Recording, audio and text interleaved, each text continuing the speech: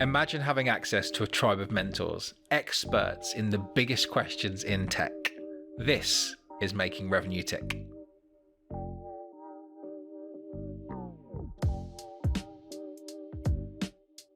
Amit, welcome to the podcast. Thank you so much for joining us. Thank you for having me, guys. Appreciate it. We are really looking forward to this conversation. Rich, welcome. I'm delighted that we're doing this. This has become a bit of a theme, but I've been doing a lot of searching in the market for the best sales leaders in EMEA, and I found Amit. And the role I had wasn't exactly a perfect fit, but we had this wonderful conversation. And Amit is what I would call a proper heavyweight. And I just a wonderful career from BMC to Splunk to Coralogix. There's a huge success story there that I really want to unpick for people so we can learn some of the lessons and wisdom and principles that Amit's developed on his journey to becoming one of the most elite sales leaders within Europe. So I'm delighted to have you on. Same here, Richard. Thank you. Appreciate it. Happy being Amit, here. what makes you tech? That's a great question. I think it's the observability of life.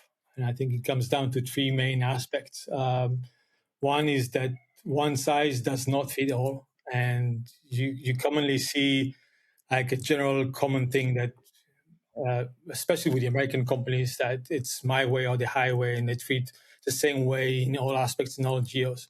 And this is one thing that doesn't make any sense. The second thing on the observability of life that makes me think is that success isn't a straight line.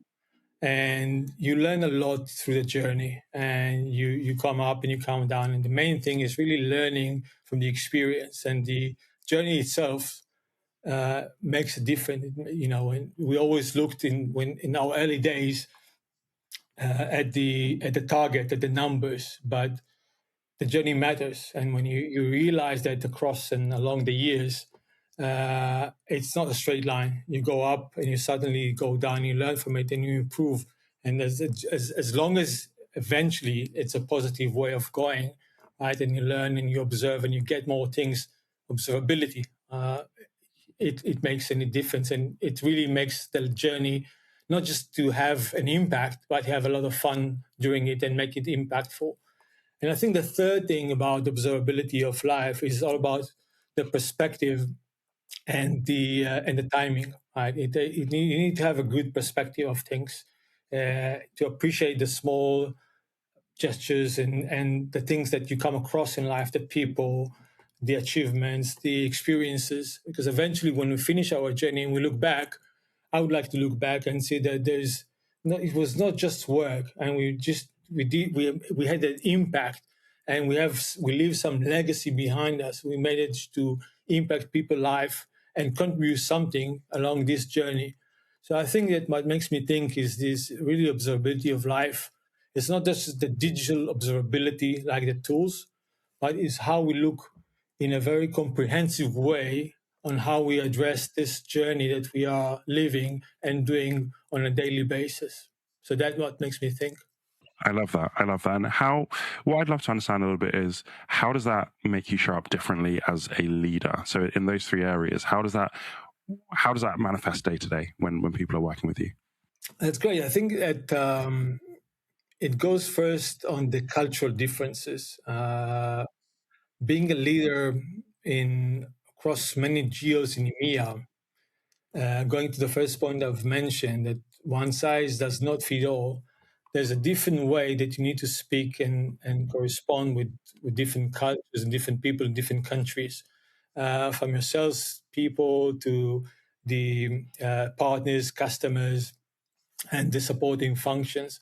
There's a different way if you want to achieve the successful end result that you need to address the guys in the Nordics or Eastern Europe, in the UK. And I found myself, and this is one of my passion, is my way of leadership is leading by example and leading from the front. And you create, and I think one of my main goals on leadership is to transform people from being compliant to being committed. And you can only do that, my humble opinion, is if you lead them from the front and by example, and you're being accountable for that, and you understand the nuance on the communication, the cultural differences and the different ways to market and leadership by driving those people and creating that X factor in each of one of them to bring them to become committed versus compliant. I mean, even if you are a senior leader, you're going to pick up the call and you're going to pick up the phone and call someone. They're going to execute what you need, but you want to make them do that because they are committed to the journey, they're committed to the team, and they're committed to the goal. And you don't want them to do that because they're doing it out of compliance. And I think this is the key aspect and the X factor that brings and brought me to be super excited on my journey and to find always the way to learn and improve by cultural skills and differences, and how to make those people across different nations and geos, and to bring all of them together to be one super excited team that is committed to the goal and to the targets. So that's super exciting. I love that. It reminds me of something, a very big realization I had about a year ago, which is about the difference in culture, because everyone talks about hiring for culture fit. And then, culture ad came in and we talk about culture ad, but no one can really define what their culture means. And I had a very similar breakdown of what those different levels of culture look like. And it started with, compliant. Actually, it started with conflicted, like we have a broken culture. And then we have a compliant culture all the way through to what I called a collaborative culture at the top. But I love that you've made it simple and you've gone to committed. And I'm curious, if we think about what you've observed, this is obviously a big realization that you've had, one of the great golden lessons that we've already managed to pull out of your brain. What does a compliant culture actually look like inside a business? That's great. The great question. I think that you find it in many of the corporate organizations. They have their goals and values that they publish on the website and on everywhere, right? And people, when they come in and they do the training and onboarding training in every corporate organization, they know what they are expected to do and how they are expected to behave, because this is what the goals and so-called values, and it's kind of prerequisite in those organizations. So it's very easy for every newcomer and surely every employee to tick the box on those expectations because they are in the open, out in the open, and you can easily play the game and be compliant. And it's easy, right? You just need to do that and no issues. And I think this is one of the, while organizations are trying kind of to brag with their values and goals and way of thinking, they basically achieve the opposite. They're achieving, in most cases, big organizations, they achieve compliant employees, and they don't emphasize and they don't put any focus on the commitment, on the X factor, how they're going to get the X factor from their employees. They only want to focus on what is the compliant and what is the required level of execution of operations.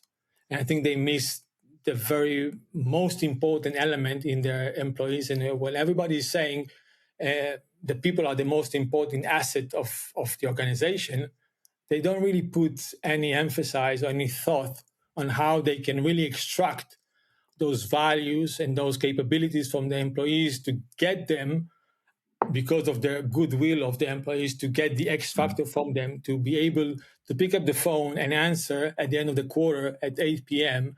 because they want to do that, not because they're obligated, because they want to do that. And if they want to do that, then you can really achieve that 1 + 1 will be equal 3 and not 2 as they expected. So you can always overachieve. And I think that going into my career and my more than 25 years in the business and leadership, I think that I was able to achieve and overachieve the quarterly goals and the company goals because I was able to get that extra X factor from my guys and the supportive functions, because I was able to get those guys to be committed to the goal, committed to the target, and not just being compliant because this is what is expected from them. Years of experience, big logos, culture, personality fit. None of that matters if they can't deliver at startup speed. What you should hire for is impact, ownership, execution. The multiply matrix and scorecard helps you define that. Let's go and find out what really drives results. I wonder, I would love to get into the how, but maybe if we talk about that committed state. So if you think about the best examples of committed teams that you've seen, what's true in a committed environment?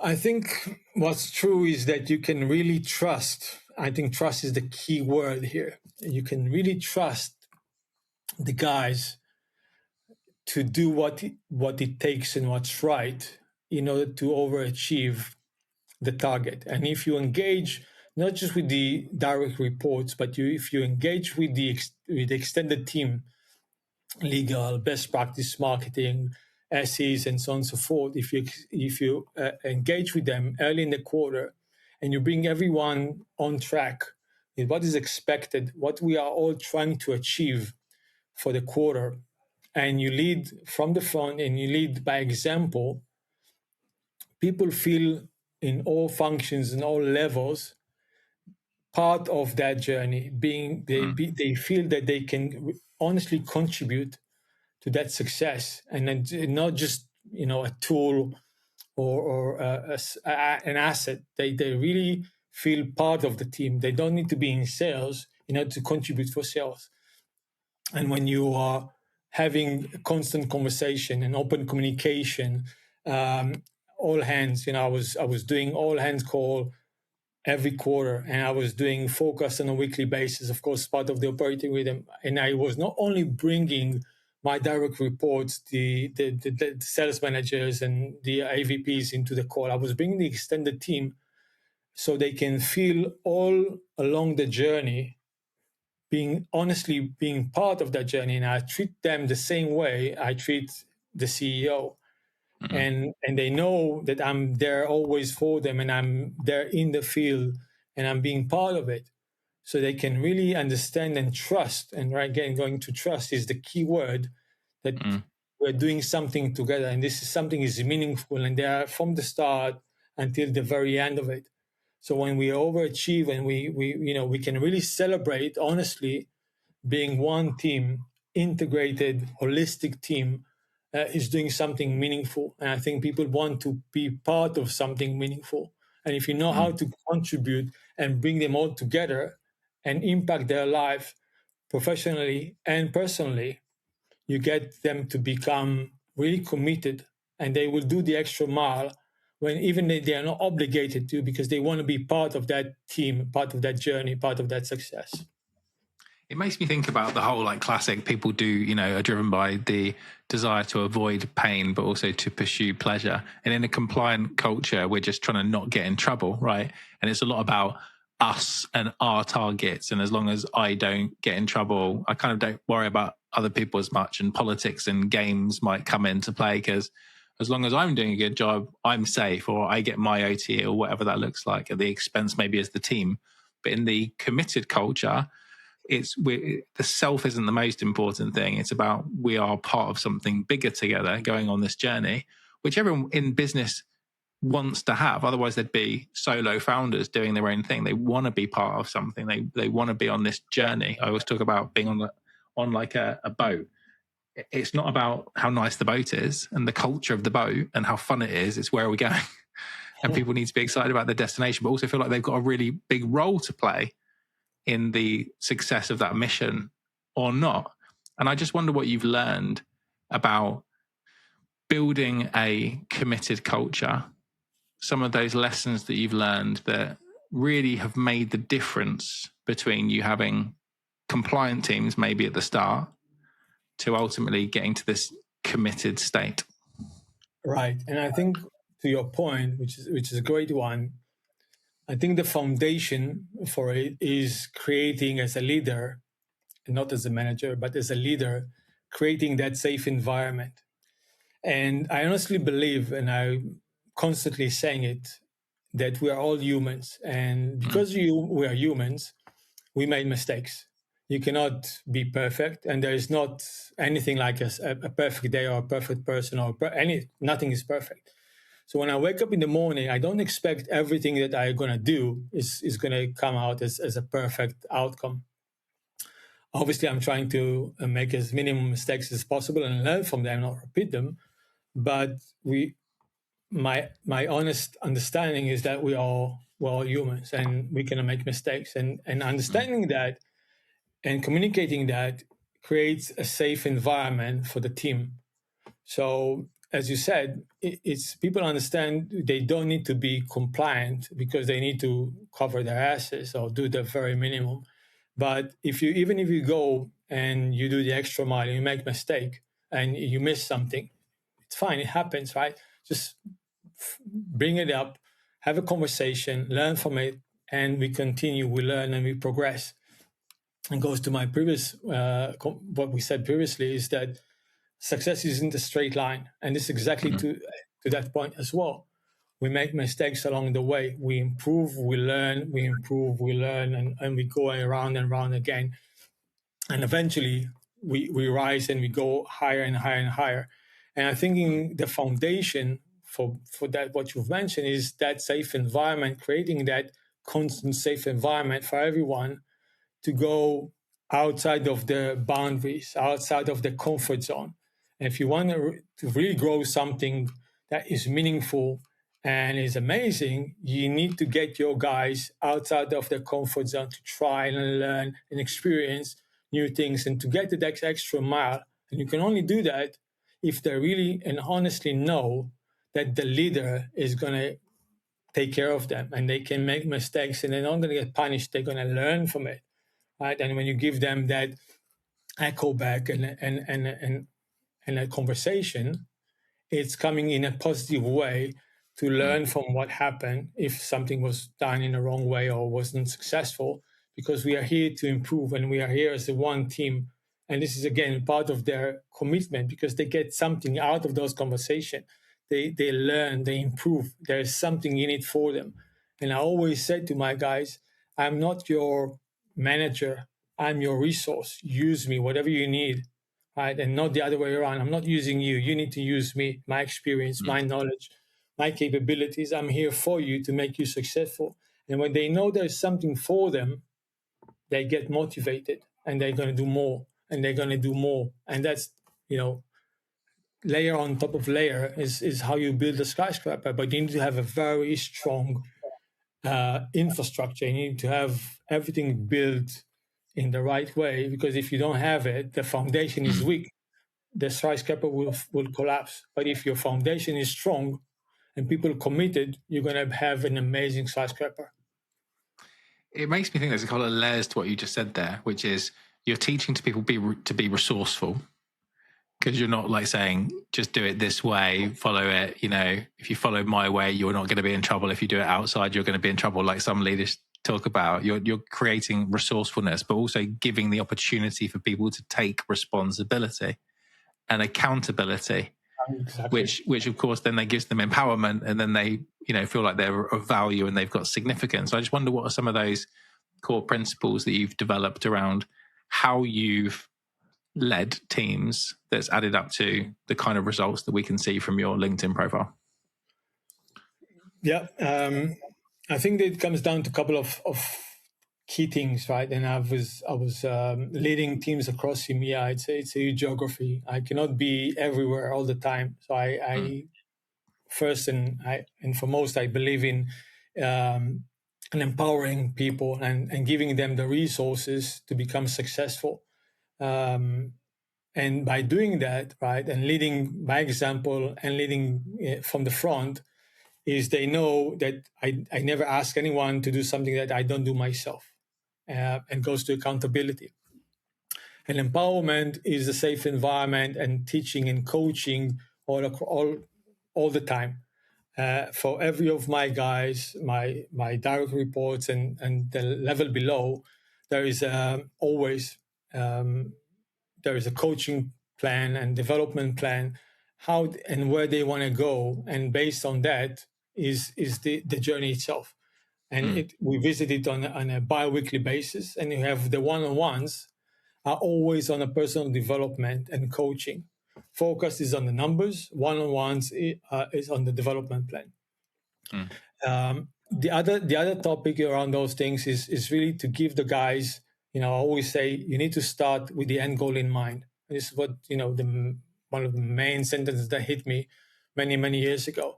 You want to start with the end goal in mind, and now you're going to do the reverse engineering for where you are and how we're going to get there, which basically reduces the risk of going in the wrong direction. So empowering the guys, leading from the front, giving the coaching and development constantly. It's not a one-time thing. It's constant development. Is I think the key element for to make them successful and make them go out of their comfort zone and learn and improve. And another thing I've learned through the years is that it's a common mistake for young managers. They look at the B players and C players and they try to push them and help them because they feel that, they fall behind, and they kind of neglect the A players because they say the A players can do that. It's a common mistake, and it is a mistake. You want to improve your A players because if you focus on your A players and you bring A players, the A players improvement is going to make a massive impact. If you improve a C player, the impact on the business and on the entire team is very small, relatively the smallest. So don't focus on the C players, focus on your A players, and slowly but surely build a team of A players, and understand if you have C players, they're not maybe the right fit for your organization. So empowerment, safe environment, constant coaching, leading from the front, and accountability and empowerment are the keys how you build an extended team that really can go and cover big geographies and smash the numbers on all geos, and you have a healthy business. I think this is the key to your point, how you really make it and extend, team across big geos. What does an A player look like to you? What have you observed are the kind of patterns that make someone an A player? That's a great question. I was struggling with that with my early days, and I think when I interview someone, I look for four things. One is intelligent. We need to be intelligent. We're not doing rocket science, but we're dealing with cutting edge technology, so you need to be intelligent. The second thing is character. Strong, honest, self-efficient, resilient, strong character. We work we work different times and zones and areas. And as I said before, I cannot be everywhere all the time. People need to be resilient and self-efficient. Third is the coachability. People need to be open-minded to learn and always develop themselves. If you think that you know it all and you've done and seen it, you're not the right person. So you need to be coachable. And the fourth thing is the track record. You've done it, you're successful, you're smashing the numbers constantly. It's not one-time event. And I was also saying those four in the right order because intelligent, character, and coachability are the things that you cannot teach. You have them or you don't. The track record is something that you can gain across time. So A players, they have those four elements. And the other aspect on A players is that they contribute to the team. They make the team around them better. They not only focus on themselves, they focus on their surrounding, on the ecosystem, on the partners. They make an impact. They want to contribute. They go the extra mile. They overachieve. And they also they help with the recruitment. They bring their friends and they create the narrative in the organization of success, of going the extra mile.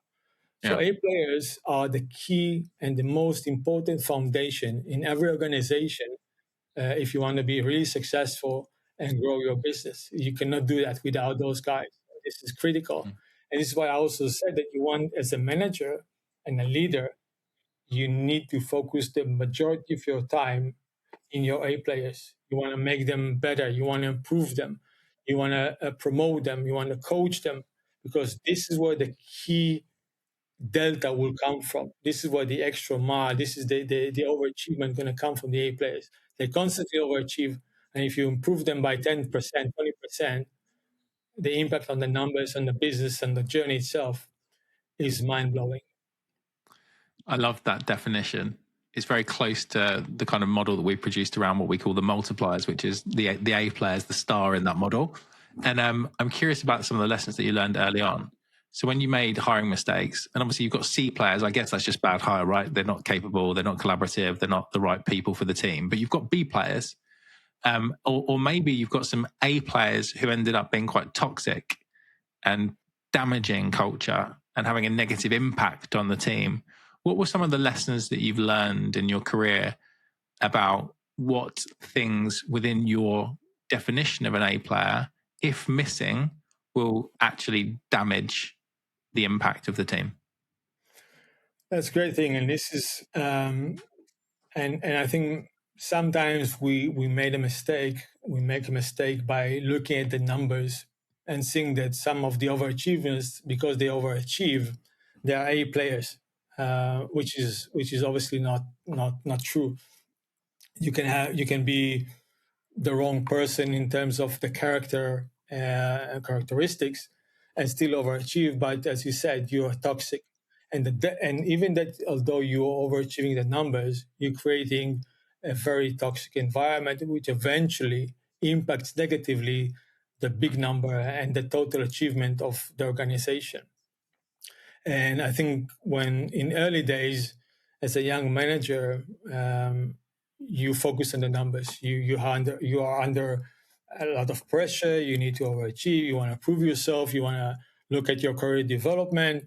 So you sometimes willing to compromise and sacrifice character, the journey, the atmosphere for numbers, and you are accepting wrong behavior from individuals as long as they deliver or overachieve the numbers. I think that this is the difference between the short term and the long term, and looking tactically versus strategically. If you're really looking at a strategic way as a leader and not as a level one manager, you're thinking on the bigger picture. And the bigger picture, it means that you cannot sacrifice the well-being and the atmosphere and the journey itself because one individual or two is overachieving while being toxic. And the message that you send across the organization, if you accept such behavior, is that you're willing to sacrifice the good people, the help, being resourceful, being friendly, and being honest for the wrong character. And this is something that is unacceptable. And for me, wrong behavior and wrong character is not acceptable. Those are the prerequisites. You need to be trustworthy, you need to be honest, you need to be a team player. And if you're not an A player. And the numbers cannot clean this thing out. Is you need to make sure that first and foremost you're honest, you're trustworthy, you're a team player, you're contributing, and if you have the right skills and character, then numbers will come along. So those things I've done, some mistakes in my early days, but and not anymore. Not willing to compromise character, honesty, team player, and toxicity for numbers. Yeah, makes sense. I want to come back to something you said right at the start, which is when we asked you about what makes you tick. You gave a brilliant answer that was obviously based on some self-awareness and deep reflection, rather than it just being like quite a random answer around it's the people or impact. It was very deep and thought. And I wonder, this whole like observability of life, talk me through like how you came to that conclusion. Wow, that's a very long career experience story. But I was born and raised in the Middle East, while being working remotely, and always needs to prove myself because I was not coming from the big countries. I think that I've learned a lot through my journey, right? And goes to what you need to always prove yourself and overachieve. You always have a deficit. I was always feeling that I come to the game with a deficit. And, my first career promotion, major promotion, was at BMC. And a funny story was Jeremy Duggan, the famous Jeremy Duggan, was running BMC EMEA back then in the days. And I came as an individual contributor, and I was smashing my numbers beyond imagination. And I came to an interview to get the promotion. Came to his office, and I was thinking, okay, I smashed the numbers, all good and great, recommendations from everyone. So probably he's going to ask me about how I see the management and my way of thinking and point of view and so on and so forth, the obvious things. I came to his office and he started a chit chat and asking some questions. And I was kind of chilling and relaxing, waiting for the formal interview to start. And after like 7-8 minutes, I realized the interview started 7-8 minutes ago, and I shit the bed. Sorry for my French, and there's just no way I can recover from that fuck up. And I posed and I said, Jeremy, sorry, I realized I shit the bed, and there's no way for me to recover. Can I ask for a second chance? Can we reschedule? And I'll come again. And look at me like that as Jeremy was looking and said, "What's the first smart thing you said from the moment you entered my room?"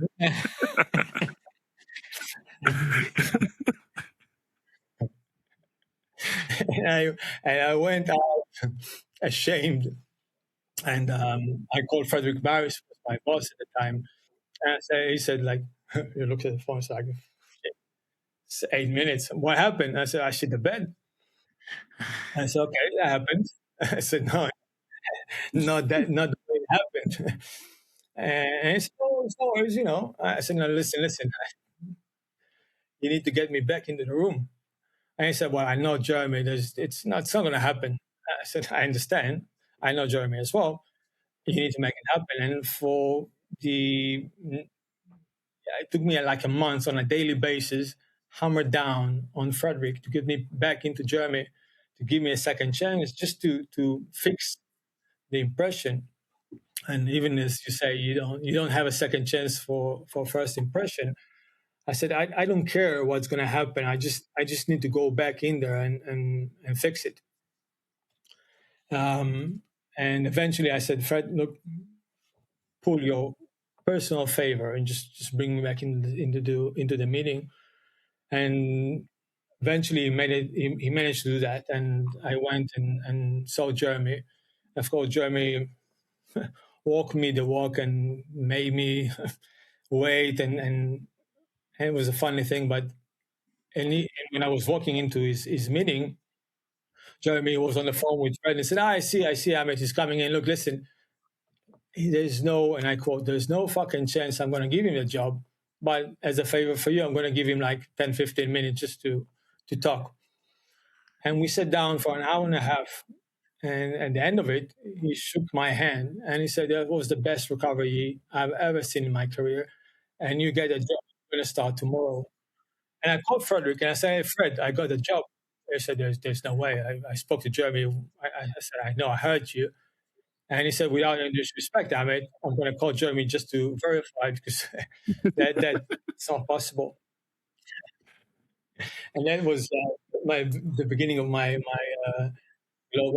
global career. And I'm telling you that funny story because I've really been around and I've seen things. And when you're young and you're full of passion and you're coming as an underdog, you need to do extra mile all the time. And while you're running fast, you bump into things and you fall and you get bruised and you get hit and but as long as you stand up and you continue running, eventually you're gonna achieve a bigger distance and you're gonna get to new horizon and new peaks and new experiences with roses for sure. But I prefer that than just walking slowly without the risk of falling. right? And eventually it's a journey, and it's a long journey. You want to achieve experiences and goals and success. And you cannot, as I said before, you cannot look at a perfect day. There's nothing perfect in life, but it's all about experiences. And I think if you understand it from the very beginning, you're going to have an amazing journey with ups and downs. Success isn't a straight line, but eventually it's all about the experience and the goals and what you want to achieve. I think while understanding that, and not just understanding, behaving that on a daily basis with yourself and with the surrounding people and teams and environment is the goal for an amazing journey. And this is what I'm trying to do for myself and the team that is with me. Skill and will is great until your team slows down. Startups don't need leaders who can do the job. They need leaders who take ownership, solve problems fast, and drive momentum. That's not skill, that's not will, that's being a multiplier. And we'll show you how to spot them.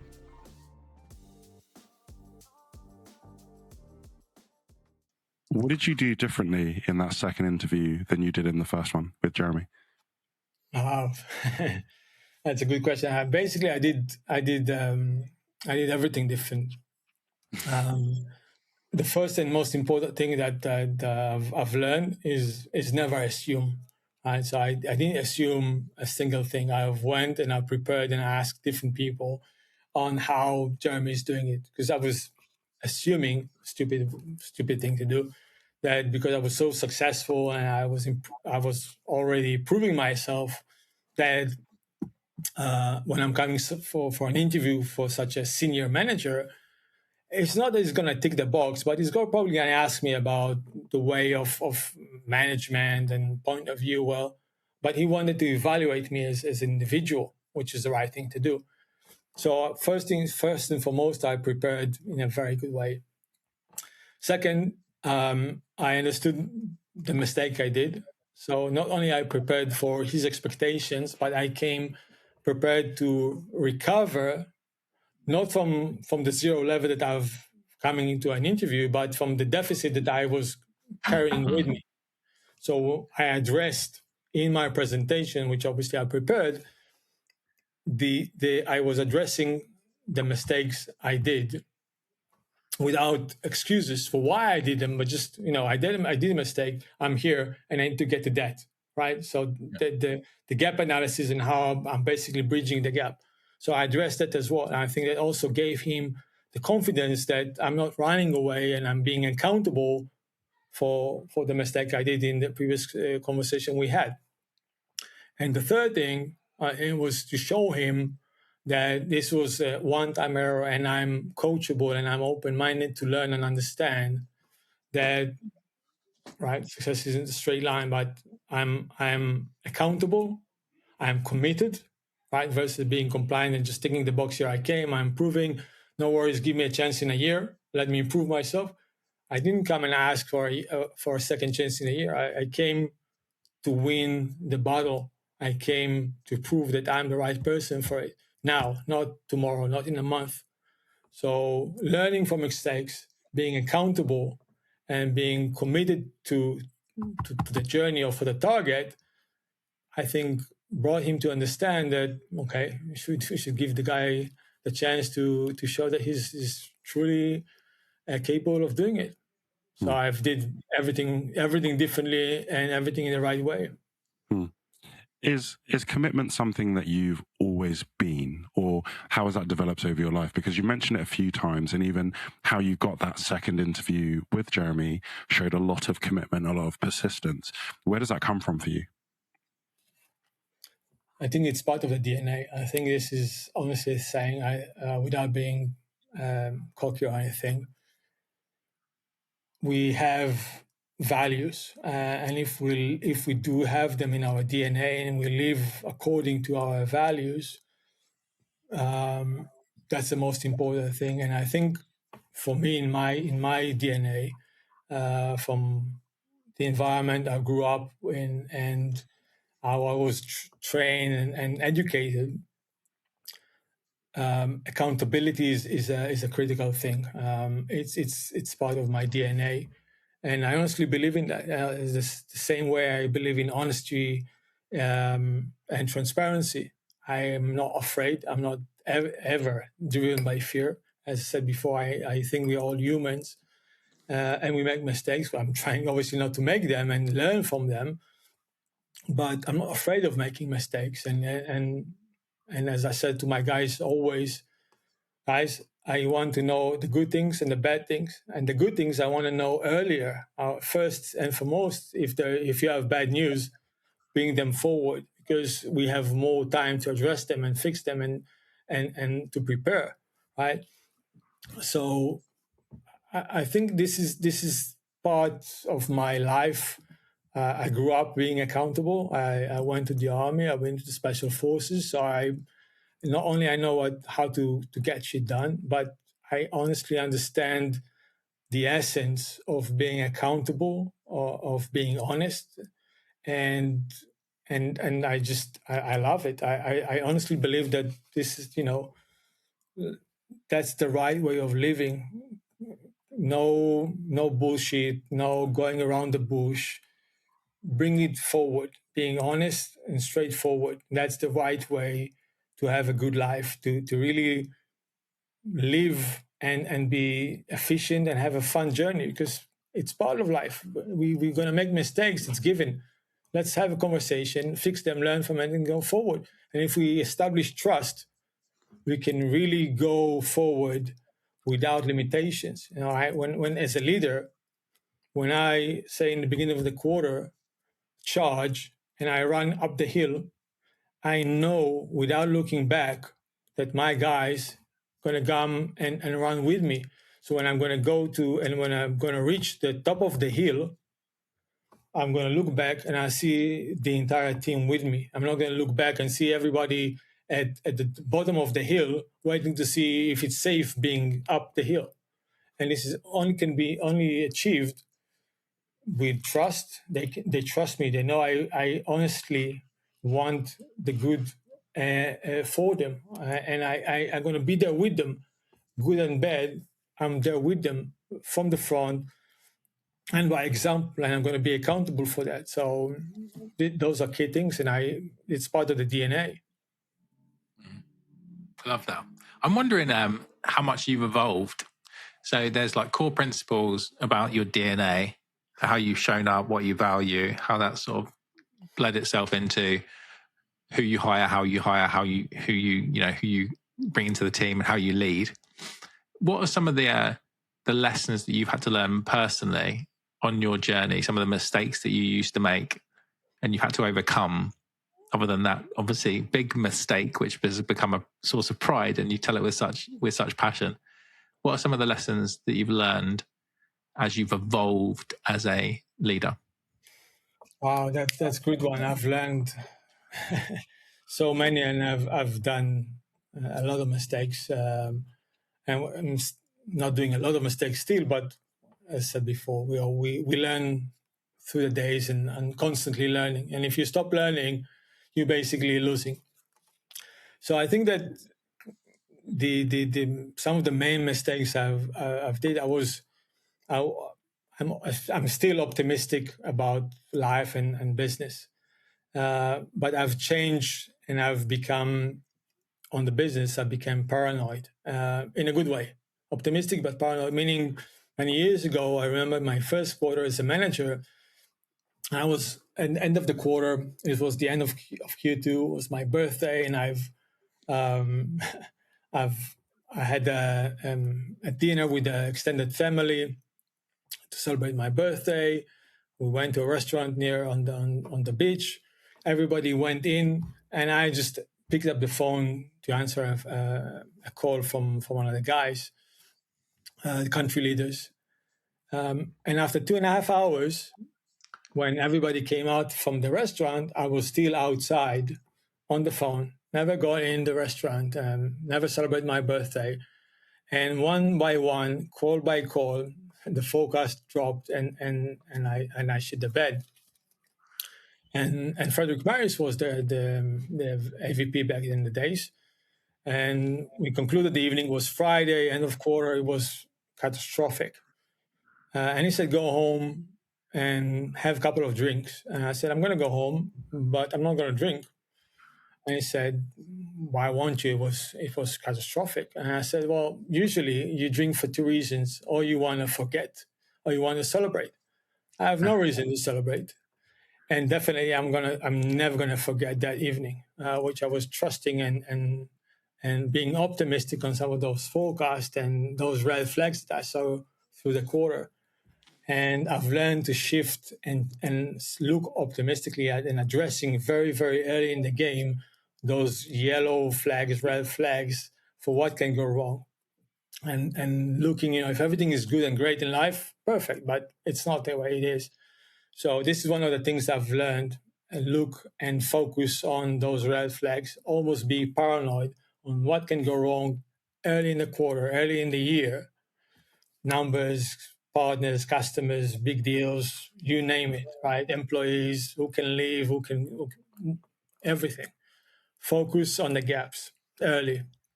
I think the second thing I've learned is, as mentioned before, never compromise character on toxic people, right? And numbers. It's a long journey, and you want to grow and extend the business. You cannot have a rattlesnake in your backyard, because eventually you're going to get hit. So if you recognize and if you identify a rattlesnake in your backyard, you need to fix it and handle it first thing, right? And take it out of the game. So you can walk safely without a risk you're going to get hit. And I think the third thing I've learned is really about the journey. The journey matters, right? We live and die by the numbers as sales leaders. But if you have the right journey and if you have the right team and you have the right committed people, the numbers will be there and you're going to smash them. So focus on what matters. Focus on the positive things in people. Focus how you're going to make them better. Focus on what's good for the organization, and not on the here and now, not who shouts harder and louder. Focus what's important, not always what is urgent. And if you understand that and you look at it and you prepare for it in advance, it's going to be sometimes a bumpy journey, but it's going to be a long-term successful one, because eventually you're going to prevail and overcome. I'm curious to ask about that, because it makes sense that you would get your people to be focused on the journey as well as hitting the numbers. But I would imagine actually that's not the most difficult part. Getting the team bought into that is probably managing up, because fundamentally we've all got numbers on our head, and your number wraps up from all of your team's individual numbers, or your country managers, or third line leaders. Like there's a big number to go and hit. Right. What are some of the lessons that you've learned about managing up to be able to create an environment for your team where they feel that they can be invested into the journey, rather than actually we talk about this being important, right, but the number's actually more important than all of that stuff that we're talking about? 100%. So that's a great thing. And I think one of the key roles and responsibilities of a leader is also to become the ambassador of the region and the team with the executive management. And for example, one of those stories, when back in the days when I was in BMC and I was running Central and Eastern Europe, huge market with so many partners, heavily reliant on channel partners. And I've came to the US, and while BMC was running for 25 years back in the days, very successful big company, they didn't have a two-tier distribution model. They had direct business and one first-tier partners and resellers, but they didn't have a distribution model. And I came and introduced the idea to senior management, and I said, well, I need it in order to address predominantly the Eastern Europe markets, Russia, CIS, and Eastern Europe, a huge market. And we untap it because we don't have the coverage and we cannot hire people left and right. And obviously, U.S. companies and guys in Houston, in Austin, in Texas, that's like Russia, leave us, forget about it. Compliance and all the things that and obviously I had to represent not just the interest of the region, but the guys that I had that was running the field activities and sales, because they expected me as a leader to be able to present their needs, ideas, and requirements to overachieve and grow the business. So I had to go to the senior management in the US and explain to them, and I've built a business case.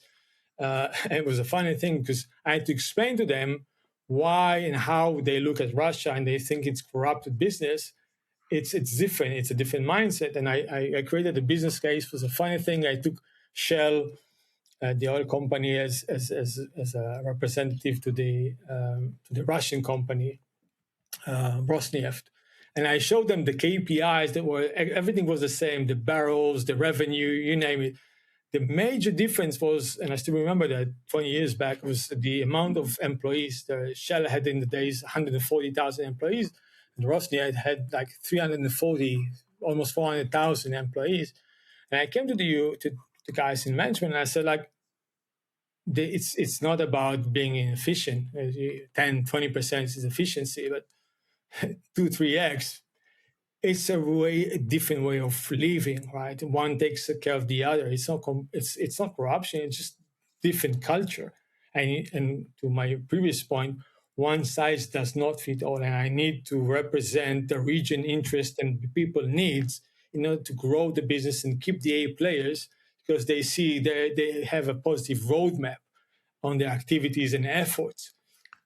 And eventually, I was the first to establish two-tier distribution model for BMC globally, because of being able to represent the country and the region and the employee needs. Right. So being an ambassador and understand how to bridge the gap, right? How to send the corporate messages while coming from the US predominantly is one size fits all messaging, and how to customize and localize the message that different people in different countries understand what is needed. But on the other way around, bottom up, to represent and to be, as I said before, the representative and the ambassador of the region, to represent the region needs and people needs, to cooperate. And I think bridging those, gaps and different mindset and different cultures was also a way that I was able to do so and being successful and grow the region and grow the business. Makes sense. I've got one more question before we jump into the tick fire questions at the end, which is about what you love about this all. So you've reached a level in your career that a lot of people would have just gone, well, that sounds great, but yeah, it's not for me. It's a level of seniority, it's a level of responsibility that is just not for me. People just find their level. You've pushed on and pushed on and pushed on to, be very senior with huge people responsibility, also revenue responsibility and impact responsibility. What is it you love about the complexity and the challenge that's made you push on in your career as far as you've reached? It's a great question. And I think without hesitation, what makes me smile and happy and give the passion is impacting the people's life, my team, and help them to become more and more successful and achieve their personal and professional goals. And this is what drives me in being in the field. And I always made sure that my operating rhythm, that at least twice a quarter, I'm able to visit every individual in my extended team in person, my key customers and partners. Every quarter, whatever it happens, I made a tour and I'm in the field meeting them at least twice a quarter, face to face. And as you said, I've been an individual contributor. I've been a manager. I closed all kind of deals in all accounts in probably most of the world.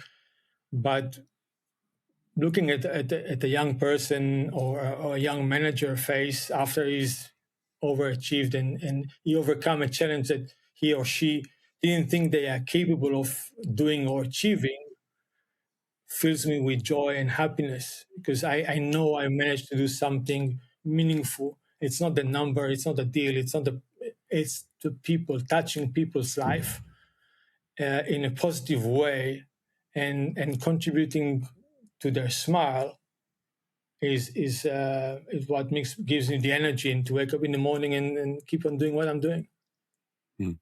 What's one of your favorite impact stories that you can share? Sorry? What's one of your favorite impact stories that you can share?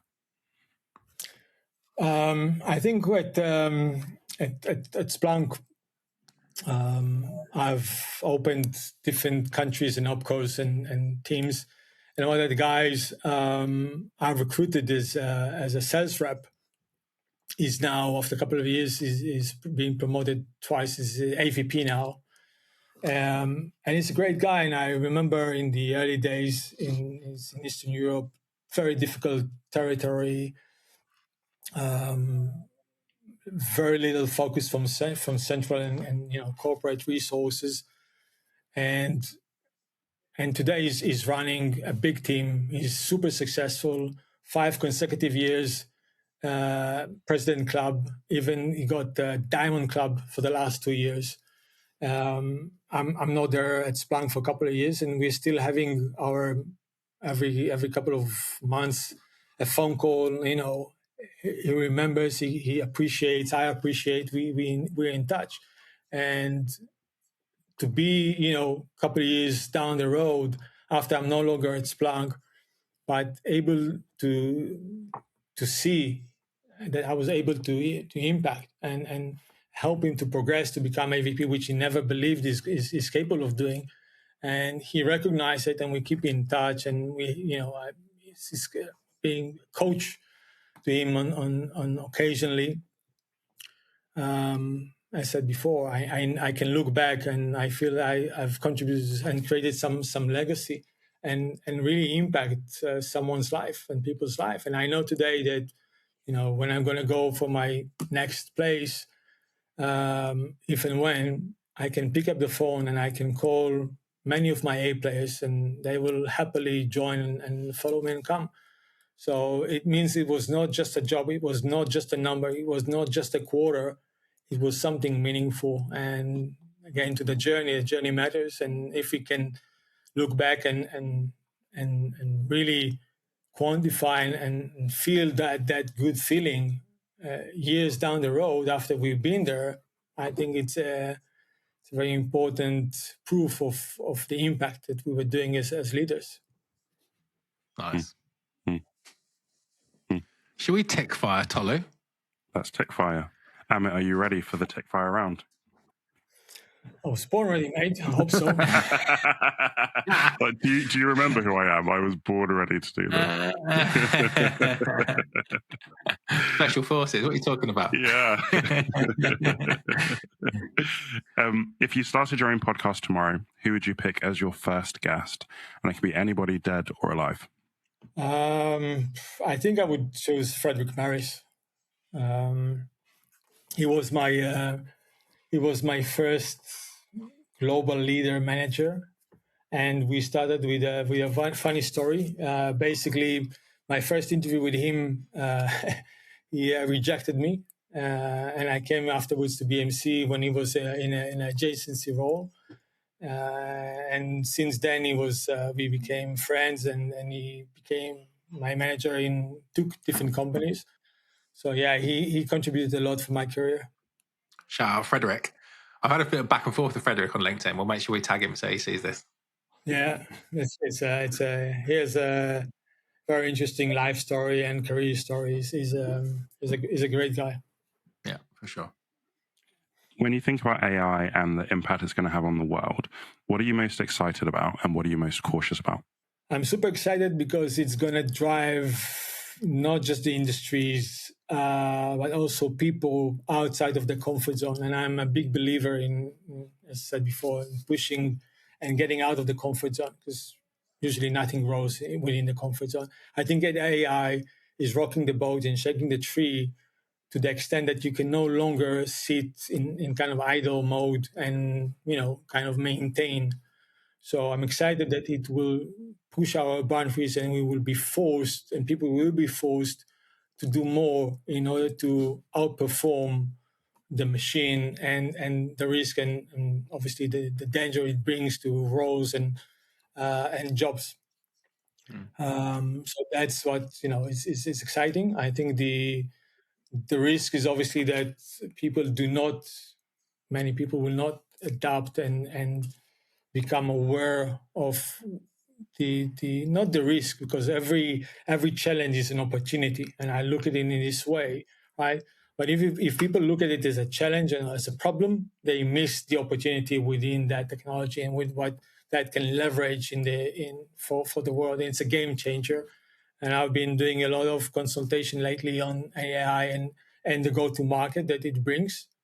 So the AI is a revolution. It's an amazing revolution, and you just need to keep ahead of the game, ahead of the curve, and leverage the huge advantage and improvement it brings to our daily life. When you're coaching new leaders, what's one piece of advice that you always share? Well, one piece of advice. Be honest. Always be honest. Be honest. If you're honest and people see that within you, they will follow you. It's a binary game, right? It's black or white. And it's a good thing. If you want everyone to like you, go sell ice cream. But if you want to be a leader, first and foremost, be honest. And that will bring the honesty, trustworthy, and commitment from people and from you. So be honest, be yourself. You are who you are. Don't try to fake, don't try to pretend, and just, do your best and improve and learn from it. What's the advice or feedback that you got that made the biggest impact on your thinking? Wow, that's an amazing question. I think one of from a professional perspective, is to start with the end goal in mind. I think what changed the direction and the way of thinking when I was addressing problems and challenges. Start with the end goal in mind, do the reverse engineering, and build your path in this order so you don't lose track, versus just hoping and thinking that you're on the right track. So start with the end goal in mind was one of the main impactful sentences and lesson learned that I've been taught in my early days. And last question, what's your parting thought for our listeners today? It's, as I said, it's all about the life journey. I think that if you look at it in the right way and understand the good and the bad, that nothing is perfect, and you're up for an amazing, amazing journey. I saw a nice cliche saying, "We only live once, but if we live it right, once is enough." So I'm a big believer in that. Amazing. Amit, thank you so much for being on the podcast and for sharing your journey. It's been a really, really interesting conversation. So thank you for sharing. Thank you, Todd. Thank you, Richard. It was a pleasure. I highly appreciate the opportunity. Thank you very much, guys. Sure. No, our pleasure. Thank you, Amit, and everyone else. We'll see you on the next episode. Thank you for listening. And if you enjoyed this conversation, we've got a newsletter called Growth Magnet on LinkedIn, where we take the best insights from all of these episodes and turn them into bite-sized format for you to enjoy.